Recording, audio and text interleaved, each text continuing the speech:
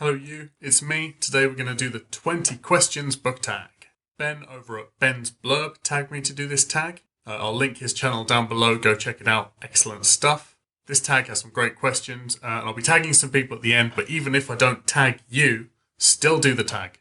I'll try and find the original creator and I'll link them at the bottom as well. I don't want this video to be like an hour long, and it will be if you let me, so let's jump straight in. Question number 1. How many books in a series is too many books? There is no such thing as too many books in a series.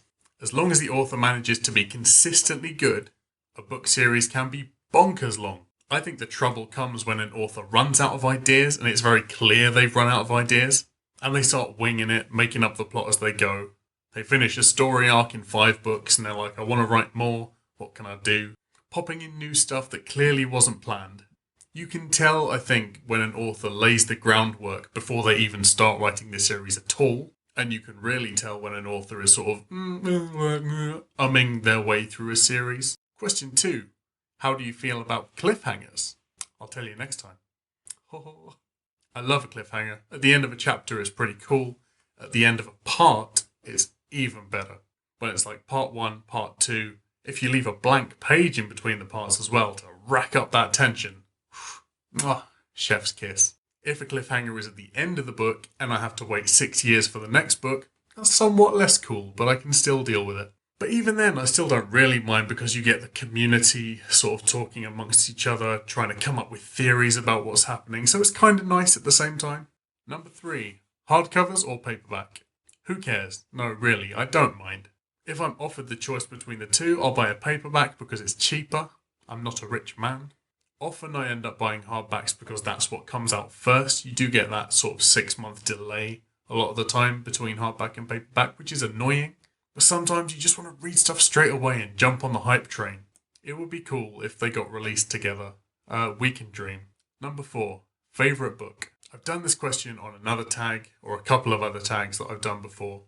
But I can't give a solid one book answer. I can narrow it down to 5. And those are Embassy Town by China Miéville, Piranesi by Susanna Clarke, Gateway by Frederick Pohl, Roadside Picnic by the Strugatskys, and Perdido Street Station also by China Miéville. In future I will do a my top 5 books video where I go into that in a lot more detail, but if I start telling you what each of those is about, I'm going to spend like half an hour on each one. We'll be here for ages. I will say they're all science fiction except for Piranesi, which is sort of surreal fantasy. Actually, I guess Perdido Street Station's fantasy as well. I guess. Both of them are kind of new weird, if you know what new weird is. But I've done an independent review for Piranesi, which is on my channel. I'll link that at the end as well. Definitely check that out, because it's the best book I've read this year. That's how good it was. I read it, and it immediately jumped into my top 5 books ever. Question 5. Least favourite book? At the moment, it's The Valkyries by Paulo Coelho, I think is how you pronounce the name. Easily the worst book I've ever read. Horrible writing style, horrible message, just trash. Complete trash. At one point in the past, though, my least favourite book was Goodnight, Mr. Tom, because my school changed our English set's teacher a couple of times, and we ended up having to read this stupid book like 6 times in secondary school. I just wanted to die.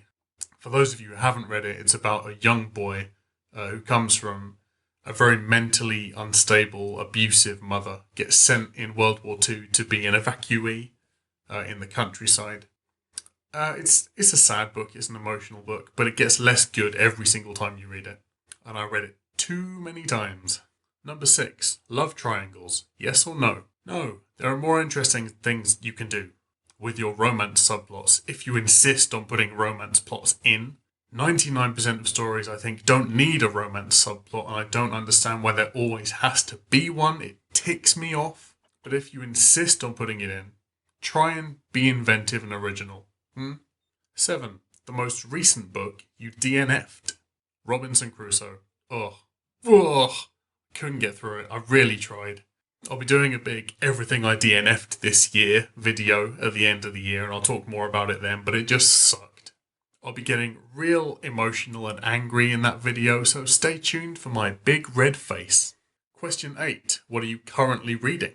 The Other Side of the Sky by Arthur C. Clarke. I think you'll find it's a bit more complicated than that by Ben Goldacre. Arctic Dreams by Barry Lopez. Best New Sci-Fi 21, love a sci-fi short story.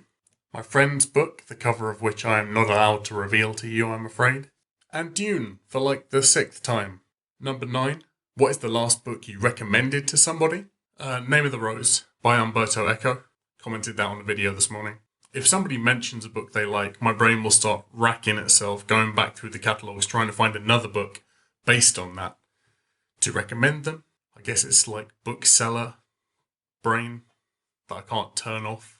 I generally, if somebody tells me one thing they like, I'll be able to recommend them at least one other thing they'll like, because I've read a lot. Number 10, what is the oldest book you've read? Paradise Lost by John Milton, which is an epic poem in 12 books published 1667 about Lucifer's fall from grace. God, Adam, religion, paradise, hell. I'm not even 1% religious, but it is a beautiful book. Highly recommend it. Question number 11. What is the newest book you've read? Phoenix Extravagant came out just before lockdown, I think, which was a new release read for my sci-fi book club this month. It's a silk punk story set in an East Asian society in which they can make automata come to life by painting in magical pigments these sigils and instructions on their face, almost like a golem. First book I've ever read with a completely agendered protagonist, which was really interesting, and it's a great book. Highly recommend it. I gave it 3 stars, but it's still worth your time. Number 12. Favourite author? China Miéville. He's really got me through a lot. I honestly can't imagine my life if I hadn't read his stuff. I love everything he's written, even his non-fiction stuff, which is really not my jam at all. I think he's really shaped me as a person. He dropped off the radar after, I think, some really horrible issues with some not nice fans. He hasn't written any fiction since 2016. So if by any chance you're watching this, come back. We miss you. 13. Buying books or borrowing books? Buying books. If I read it, I have to own it. I have to have a copy for my shelf. Even if I borrow a copy off somebody, give it back to them, I'll need to buy a copy for myself, unless it was complete trash. But if I buy a book, read it, and it was complete trash, I have to keep it. I don't know. I'm a dynamic and complicated person, and I guess I'm probably a bit of a book hoarder as well. 14. A book you dislike, but everyone else seems to love. Honestly, I'm not sure. I can usually find something to like about everything I read, and it's usually that I like a book and everyone else hates it, thinks it sucks. However, saying that, I have tried to read the Wheel of Time series 3 or 4 times, and I've never managed to motivate myself past book 2. So maybe that, I guess. 15. Bookmarks or dog ears? I used to dog ear, but I stopped. I don't dislike dog ears though, and I especially like buying a book secondhand and finding a dog ear crease in it. It's like someone's taken that journey before you, and it's kind of comforting in a way. Usually now though, I use bits of receipt. I don't really have specific bookmarks. Bus tickets, playing cards, scraps of paper, anything that's nearby. 16.